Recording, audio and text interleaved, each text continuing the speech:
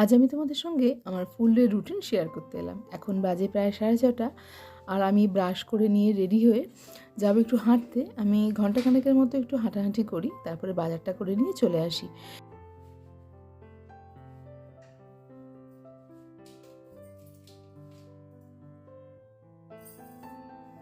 নমস্কার, আমি সুস্মিতা। কেমন আছো তোমরা সবাই?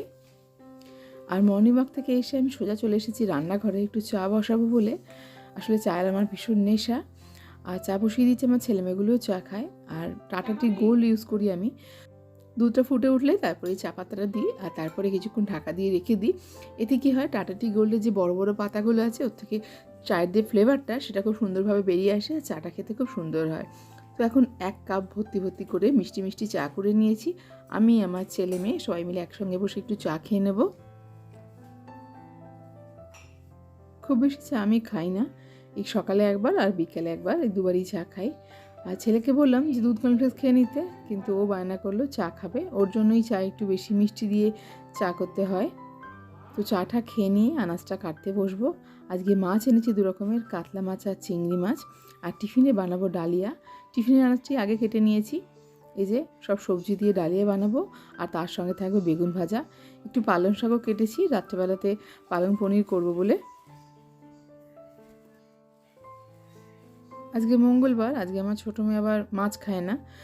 আদা পেঁয়াজ রসুন খায়, কিন্তু মাছ মাংস ডিম এগুলো আমিষ জাতীয় জিনিসগুলো খায় না। ও নিজে থেকেই এটা করছে, সেজন্য আমি আর বারণ করিনি। আর আমার তো তার জন্য কিছু এক্সট্রা করে করতে হচ্ছে না, যা রান্না করি তাই খায়, শুধু মাছ মাংসটা বাদ দিয়ে। তো আজকে থোর বানাবো একটু, আর তার সঙ্গে কুমড়ো ভাতে দেবো। তবে চলো আগে টিফিনটা করে নিই। কুকারে ডালিয়াটা একটা হুইসেল দিয়ে রেখে দিয়েছি, আর সব সবজিগুলোকে একটু ভেজে নিচ্ছি, তারপরে ডালিয়াটা তার মধ্যে মিশিয়ে দেবো। জিরে, মেথি, কারি পাতা ফোড়ন দিয়েছি, আর সব সবজিগুলোকে একটু নাড়াচাড়া করে নিয়েছি, আর ডালিয়াটা একটা হুইসেল দিয়ে রেখে দিয়েছিলাম। এখন তার মধ্যে পরিমাণ মতো জল মিশিয়ে দিচ্ছি, একটু মিষ্টি দেবো। ডালিয়াতে একটু মিষ্টি হলে ভালো লাগে, কারণ ডালিয়ার নিজস্ব কোনো টেস্ট নেই। আমি কিন্তু অন্য কোনো মশলা ইউজ করিনি, এমনকি হলুদও দিইনি, জিরেও দিয়েছি শুধু ফোড়নেতে, আর কিছুই দিইনি। এভাবে কিন্তু করে দেখবে, খুব ভালো লাগে খেতে। আমার ছোটো মেয়ে আবার ডালিয়া খেতে খুব একটা পছন্দ করে না। দেখি ওর জন্য কি করে দেওয়া যায়। আসলে এক একজনের জন্য এক একটা খাবার করা খুবই মুশকিল হয়ে যায়। তো ডালিয়াতে একটু বেশি করে ঘি দিয়ে ওকে দিয়ে দেবো। ঘিটা খেতে খুব ভালোবাসে, ওটা দিয়েই খেয়ে নেবে। নাহলে তো এক মুঠো খাবে কিনা সন্দেহ। আমার 2 মেয়ে আর 1 ছেলে। বড় মেয়ে এখন ক্লাস 12, আর ছোটো মেয়ে ক্লাস 6, আর ছেলেটা সবে 3তে পড়ে। তো ওটা পাশের বাড়ির একজন প্রতিবেশী দিয়ে গেছে। তো গাছের জিনিস বলে ফেলতে মায়া লাগছে, কিন্তু থোরটা খুবই শক্ত, জানি না কেন। এটা ঠিক আগার দিকের নয়, একটু গোড়ার দিকের থোর, ওই জন্য একটু শক্ত। তো যাই হোক, ফেলে দেবো। কষ্ট করে কেটে নিয়েছি, আর এখন সমস্ত আনাজটাই কাটা হয়ে গেছে, গুছিয়ে নিচ্ছি সমস্ত কিছু। আমি আবার আনাজের খোসাগুলো না ফেলি না, এগুলোকে হয় জমিতে দিয়ে দিই, আর না হলে আমাদের যে দুধ দিতে আসে যে তাকে দিয়ে দিই। টিফিনটা খাওয়া হয়ে গেছে, সেটা দেখাইনি। এখন থোরটাকে অল্প নুন দিয়ে ভালো করে চটকে নিচ্ছি। আলু দিয়ে, গাজর দিয়ে, কড়াইশুঁটি দিয়ে থোরটা করব নিরামিষভাবে। আর মাছের ঝোল হবে পেঁপে আর আলু দিয়ে। পেঁপে আলুটাকে তো একটা হুইসেল দিয়ে নেবো। তার আগে আমি স্নানটা সেরে নেবো, তারপরে রান্নায় যাব। কারণ রান্নায় একবার চলে গেলে স্নান করতে অনেকটা দেরি হয়ে যায়, আর শীতকালে বেশি বেলা করে স্নান করলে ভাল লাগে না। আর ছেলেরা খেলছে। আমাদের বাড়ির সামনেটায় কিছুটা জায়গা ফাঁকা আছে। আমার ছেলে আর আশেপাশে থেকে আরও বাচ্চারা আসে, সবাই একসঙ্গে মিলে খেলে। সবারই তখন পরীক্ষা শেষ হয়ে গেছে, খুব জমিয়েই খেলাধুলা হয় সকাল বিকেল দুবেলা। আর আমি স্নানটা করে নিয়েছি, তবে পুজোর দায়িত্ব আমার না, পুজোটা আমার বড় মেয়ে দেবে বা ছোট মেয়ে, ওরা দুজনে কেউ ভাগাভাগি করে পুজোটা দিয়ে নেবে। আর এখন আমি থোড়ের জন্য আলুটা ভেজে নিচ্ছি। আমার সব কাজই না উল্টো, আমি আগে রান্নাটা বসিয়ে দিই, তারপরে কিন্তু আস্তে আস্তে ঘরদোরগুলো পরিষ্কার করব। মানে আমার বাসি ঘর এখনও পরিষ্কার হয়নি, কিন্তু টিফিনটা করে সমস্ত আনাজপত্রগুলো কেটে দুপুরে রান্নাটা গুছিয়ে নিয়ে তারপর আমি স্নানে গেছিলাম। এখন স্নান করে এসে বাসি ঘরদোর পরিষ্কার করছি, কারণ সকালবেলাতে যদি আমি বাসি ঘরদোর পরিষ্কার করতে বসে যাই তাহলে অনেকটা বেলা হয়ে যাবে। আর আমার হাজব্যান্ড ঠিক 1টা-1:30টার মধ্যে চলে আসে। আমাদের দুপুরের খাওয়াটা একটু তাড়াতাড়ি হয়ে যায়, সেই জন্য গ্যাসটা ফাঁকা রেখে আমি এই কাজগুলো করি না। আর এখন প্রায় 1টা বাজে, ছেলে খেলাধুলা করে চলে এসেছে। 1টা বেজে গেছে বলে আমি একটু মুখটা হাঁড়ি করে রয়েছি, আরও তাড়াতাড়ি করে তেল ঠেলগুলো মেখে নিচ্ছি। তেল মেখে স্নান করাটা একদম ছোটোবেলাকার অভ্যেস ওদের। আমরা সবাই একদম তেল মেখে ভালো করে স্নান করি, যেরকম ছোটোবেলায় করতাম বা মা করাতেন সেই নিয়মটাই বজায় রয়েছে। মানে এগুলো আর কি এমন একটা জিনিস, মানে তেল মেখে স্নান করতে হবে, এটা একদম ম্যান্ডেটরি একটা ব্যাপার। ছেলেমেয়েরা যখন একটু ছোটো ছিল তখন আমি রসুন, কালো জিরে, নিম পাতা এইসব দিয়ে সর্ষের তেলকে ভালো করে ফুটিয়ে একটা জড়িবুটি তেল বানাতাম। হলুদ, কাঁচা হলুদকে থেতো করে সেটা দিয়ে একটা তেল বানাতাম। সেই তেলটাকে একদম রোদে রেখে দিতাম। আর তারপর ছেলেমেয়েরা সবাই, আমার 3 ছেলেমেয়ে তো, সবাই রোদ্দুরে বসে বসে তেল মাখবে, তারপর স্নান করবে, এরকম একটা ব্যাপার ছিল। এখন আর তেল বানাই না, সব বড় হয়ে গেছে। এখন এমনি যে অলিভ অয়েল বাজারে কিনতে পাওয়া যায় সেটাই মেখে স্নান করে। আর স্নান টান করে, আর বারান্দাটাও তো পরিষ্কার হয়ে গেছে, তো আমি একটা শতরঞ্চি পেতে দিয়েছি। এখানে বসে বসেই এখন গল্পের বই পড়া বা এমনি পড়া টুকিটাকি কাজ করা। গল্পের বই তো পড়তে ভালোবাসে না আমার ছেলে একদমই, জোর করে একটু করে পড়াই যাতে রিডিং পড়ার অভ্যেসটা ভালো হয়। মাঝে মাঝে স্নানের পরে রোদ্দুরে বসে বসে ছবি আঁকে। আর এখন কড়াইশুঁটি ছাড়াতে দিয়ে দিয়েছি, সঙ্গে একটু জলও দিয়ে দিয়েছি। শীতকালে জলটা খাওয়া দরকার, কিন্তু জলটা খাওয়াই খুব কম হয়ে যায়। আর এদিকে দেখো আমার থোরটাও কিন্তু হয়ে গেছে। ভিডিওটি যদি ভালো লাগে তাহলে অবশ্যই একটা লাইক করো, চ্যানেলটাকে সাবস্ক্রাইব করে পাশে থেকো।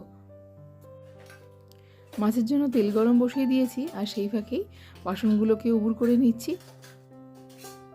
একা হাতে কাজ তো, একটা একটা করে কাজগুলো সারি, আর একটা কাজের ফাঁকে আবার একটা কাজও সেরে নিতে হয়।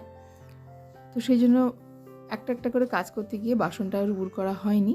এখন বাসনটা উবুর করে গামলাটা আবার বাইরে বার করে দেবো, কারণ রান্নার বাসনগুলো আস্তে আস্তে বার করতে থাকবো, গামলাতে জড়ো করতে থাকবো। আর এদিকে তেলটা গরম হয়ে গেছে, মাছটাও ভাজা বসিয়ে দিচ্ছি। আজকে এই মাছটা কিন্তু একদম জ্যান্ত কাতলা মাছ, জ্যান্ত পুকুরের, স্থানীয় পুকুরের কাতলা মাছ।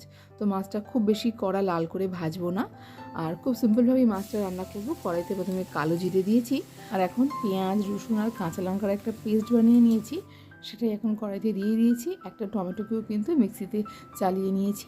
আর এখন তার মধ্যে জিরে, ধনে গুঁড়ো একটুখানি দিয়েছি, হলুদ গুঁড়ো আর লাল লঙ্কার গুঁড়ো দেবো একটু।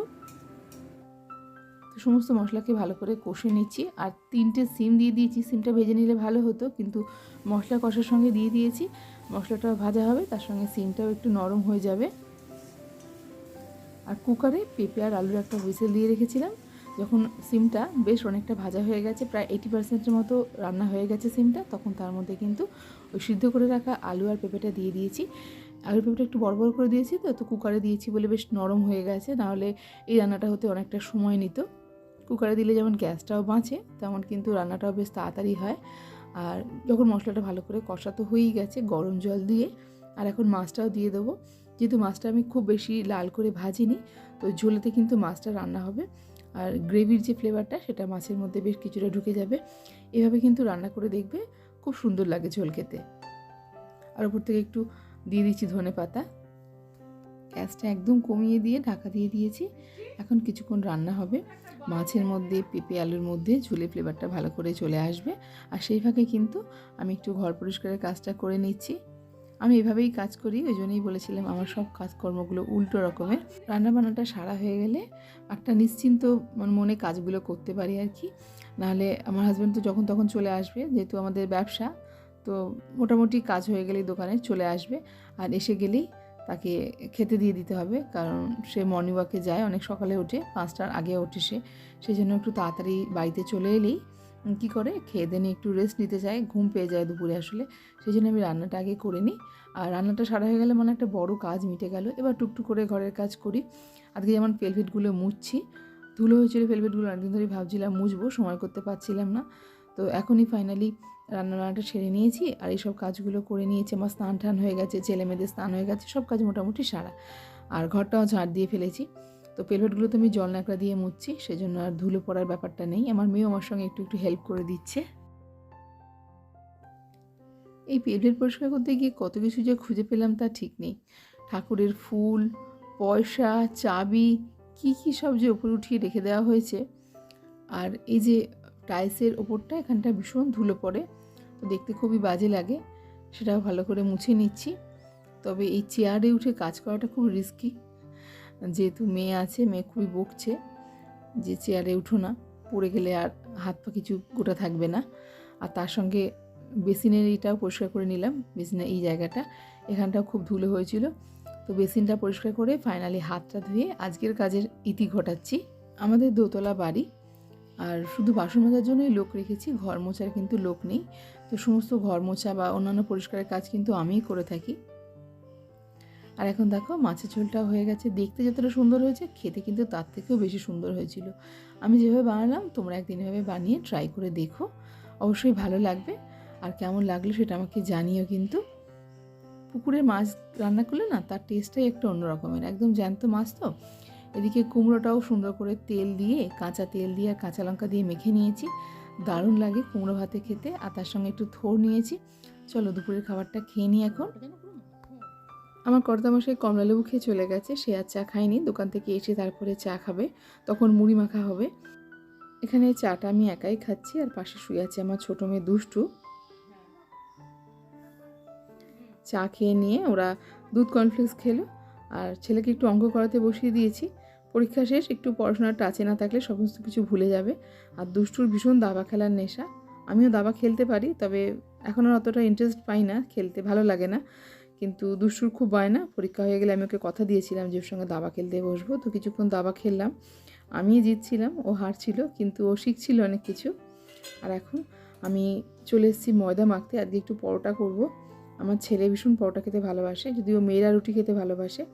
এখানে আটা ময়দা মিশিয়েই আমি ময়দাটা মাখছি, মানে 3 ভাগ হচ্ছে ময়দা আর 1 ভাগ হচ্ছে আটা। আর তার সঙ্গে পালং পনিরও বানিয়েছি, সেই রেসিপিটা আজকে আর শেয়ার করলাম না, অন্য আরেকদিন শেয়ার করব। আর পনিরটা কিন্তু আমি বাড়িতেই বানাই, সেই পনিরের জলটা দিয়েই কিন্তু আটাটা মেখে নিলাম। এই পনিরের জল দিয়ে আটা মাখলে দেখবে রুটি কিন্তু খুব সুন্দর হয়, রুটি বা পরোটা যাই বানাও না কেন। এই যে ঘরে বানানো পনির, এটাকে এখন পিস পিস করে কেটে নেব। তখন পনিরটা বানিয়ে আর এইভাবে কাপড়ে করে মুড়ে রেখে দিয়ে চলে গিয়েছিলাম। আর গ্রেভিটা তৈরি হয়ে গেছে, এখন পনিরটা শুধু দিয়ে দেবো।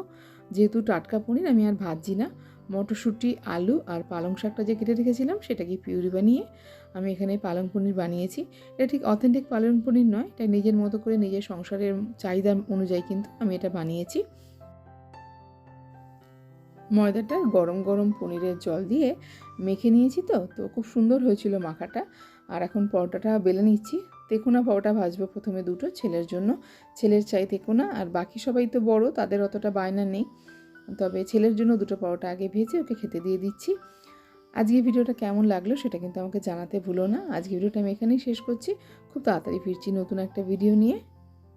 এই দেখো এখানে বেশ লাল লাল করে পরোটা আর পালং পনির দিয়ে রাত্রের প্লেটটাও সাজিয়ে নিয়েছি।